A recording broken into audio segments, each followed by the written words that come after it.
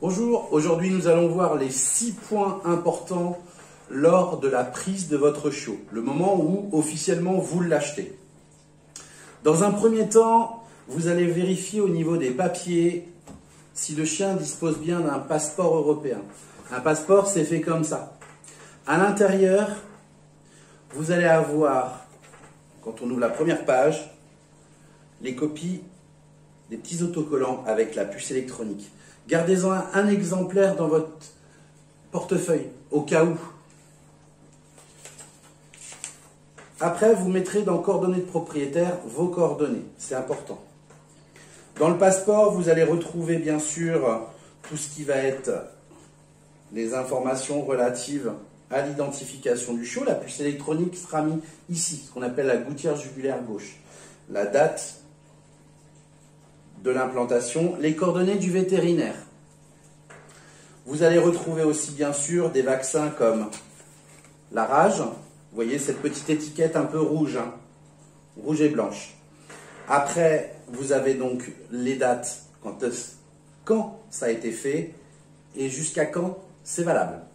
C'est valable un an. Vous retrouverez aussi bien sûr tout ce qui va être les vaccinations, comme nous la primo et le rappel. Donc, voilà, c'est très important. Vérifiez bien toutes ces choses-là. Vous pouvez voir aussi sur le passeport européen, je vous demande de privilégier un passeport plutôt qu'un carnet de santé. Le carnet de santé est gratuit, le passeport est payant chez le vétérinaire, mais ça ne vaut pas une fortune.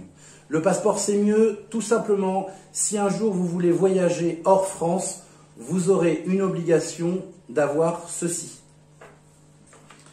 Dans un deuxième temps, le vétérinaire qui aura identifié le chiot va vous fournir, avec le passeport bien sûr, les certificats de bonne santé.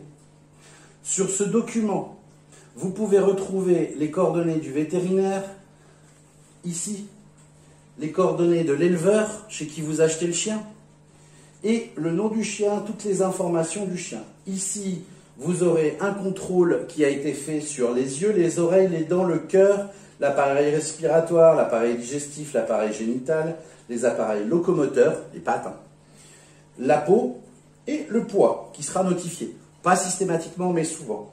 Et bien sûr, c'est noté le lieu où est le vétérinaire, la date et sa signature. C'est très important. S'il y a des points marqués dessus, on ne sait jamais ce que ça peut être. Dans le doute, appelez un vétérinaire. Vous trouverez aussi ce jour-là un document comme ceci qui concerne l'ICAD.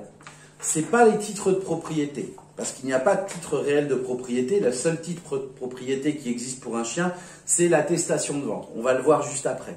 Ça, c'est un référencement, un système de traçabilité un petit peu partout. Au-dessus, vous aurez marqué le numéro de puce électronique. Ici, on reprend quel animal c'est, si c'est un chien, un chat, un furet ou autre, si c'est un mâle ou une femelle, la date de naissance, la race, le nom du chien, la couleur et les coordonnées de l'éleveur. Et c'est bien sûr signé par le vétérinaire qui aura identifié le chiot. Vous savez, la puce électronique. Voilà. Ça, c'est le vétérinaire qui le donne aussi à l'éleveur. Donc, vous voyez, ça vous fait déjà trois petits documents. Dans un autre temps, vous allez avoir un certificat de naissance. Les certificats de naissance sont faits comme ça. Plus ça va, plus ils sont grands. Et sur ce certificat de naissance, à l'intérieur, vous aurez, comme vous pouvez voir, un arbre généalogique avec les parents, les grands-parents, les arrière-grands-parents, etc. Donc quand vous regardez, ça vous fait 1, 2, 3, 4, 5 générations. Ce qui est assez sympa. De là, en façade, il est notifié ici certificat de naissance, ce qu'on appelle le LOF, hein, tout simplement. Et vous aurez le nom du chien ici, la race, sa date de naissance, son numéro de puce électronique. Alors c'est pas mal, hein. La date d'inscription, le numéro de LOF, s'il y a des frères et sœurs, voilà. Il faut savoir que ce qui est pas mal, c'est quand vous regardez, ici vous avez un numéro de puce électronique, là on a un numéro de LOF. Sur le passeport européen, comme je vous disais tout à l'heure, vous avez le numéro de puce électronique. Vous pouvez contrôler. Hein. Sur les papiers d'ICAD, vous avez le numéro de puce électronique. Sur le certificat de bonne santé, vous retrouverez aussi le numéro de puce électronique et le numéro du passeport. Vous voyez, tout est relié et c'est ce qui est très intéressant. C'est ce qui empêche les magouilles. Quand vous avez déjà tout ça, on est presque arrivé au bout.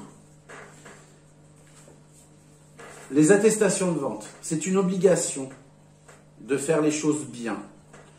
Une obligation, je ne sais pas. Enfin, pour moi, c'est une obligation parce que j'ai une certaine conscience professionnelle. Je fais cela sur ces documents. Ce sont des documents juridiquement reconnus qu'on paye. Donc, mais l'avantage, c'est que sur ces documents qui sont faits en double exemplaire, vous voyez, l'original pour l'acquéreur, le duplicata pour l'éleveur. Au dos, vous avez tous les textes de loi qui sont les mêmes qu'ici. Hein, les extraits du code rural qui vous parlent notamment des maladies, etc., les vices rédhibitoires et tout. Sur ces documents, vous allez avoir, comme sur le bon de commande, vos coordonnées, les coordonnées de l'éleveur avec son numéro de SIRET et tout, ce que vous achetez, où il est né, après le nom du papa, le nom de la maman, etc., le numéro de l'OF, ici, le numéro de puce électronique, là, que vous retrouvez sur votre passeport et tout ça. Vous voyez, il y a une traçabilité. Bien sûr, les modalités de paiement avec le prix, suivant chaque éleveur fonctionne d'une façon différente. Certains, comme moi, décident que le chiot ne doit partir qu'une fois qu'il est intégralement payé. D'autres fonctionnent différemment. Vous avez bien sûr les coordonnées de l'éleveur là, les coordonnées du vétérinaire qui sont ici, les coordonnées de votre futur vétérinaire, et s'il y a des conditions particulières. Je vous rappelle, comme j'avais expliqué sur les bons de commande, c'est pareil sur l'attestation de vente. Si vous avez acheté un chiot de compagnie, comme on vous a dit au téléphone, ici sera notifié chien de compagnie, avec les garanties qu'il a, dont il dispose. Je vous rappelle que chez un particulier, les garanties c'est 0. Chez un professionnel, il est tenu à s'y tenir et il peut vous en mettre d'autres, comme moi je fais certaines garanties, comme sur jusqu'à des garanties qui vont jusqu'à 8 ans. Mais si vous achetez un chien d'expo, c'est pas la même chose. Un chien d'expo est un chien confirmable. Les chiens d'exposition sont faits pour faire des expositions, donc il est confirmable. Et un chien de compagnie, lui, n'est pas confirmable. Voilà, donc ce sont les documents importants à voir. Après, ce qui vous restera à voir, bien sûr, ça va être le chiot. Sur le chiot, regardez s'il n'a pas un œil crevé, s'il n'a pas au niveau du cordon ombilical, s'il n'y a pas une petite grosseur, une hernie, car c'est à l'éleveur de payer ces choses-là. Ou alors, si il vous dit non, je ne le prends pas à ma charge, ça sera à voir avec lui. Voilà, vous regardez s'il n'y a pas un œil crevé, des oreilles déchirées, s'il n'est pas blessé tout simplement. Hein. Voilà, si vous le voyez chez l'éleveur qui fait caca, si vous voyez des vers, c'est pas très normal, mais bon, ça arrive. Donc à ce moment-là, vous penserez à le vermifuger. Dans l'absolu, demandez à l'éleveur s'il les a vermifugés, prenez des notes, peut-être éventuellement quel type de vermifuge. Pour ma part, pour les bébés, j'utilise du Drontal P, du Dronstop, quand ils sont tout petits, puis après du Drontal P. J'utilise le 1000 Bmax et du Synantic pour éviter tout ce qui va être les guardios, des choses comme ça. Voilà.